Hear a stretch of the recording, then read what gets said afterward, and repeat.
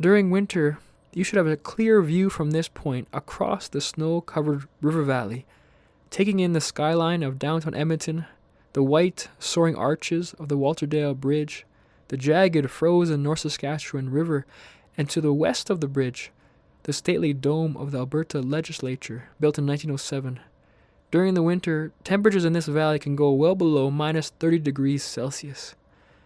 Edmonton has the largest interconnected river valley in North America. Because it is so vast and beautiful, many people experiencing homelessness sleep there.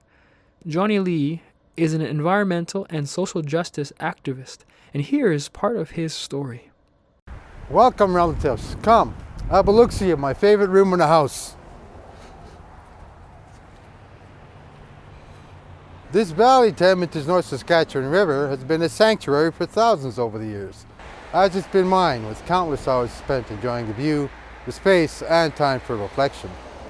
And as Indigenous and Western science has proven nature's healing effect upon mind, body, and spirit, it is also my church.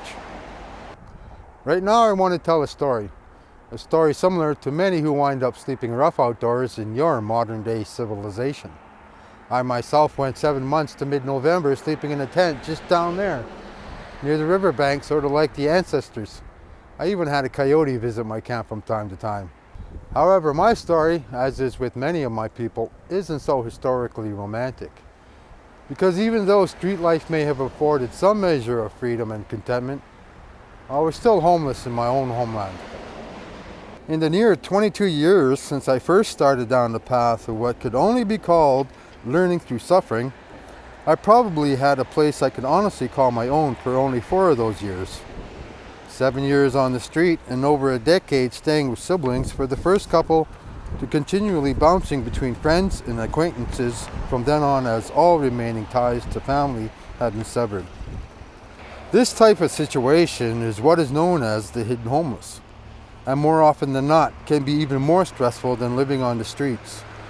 Because you're not just worrying about yourself, you're also constantly worried about being an imposition to the people you're staying with, even though you might be paying them.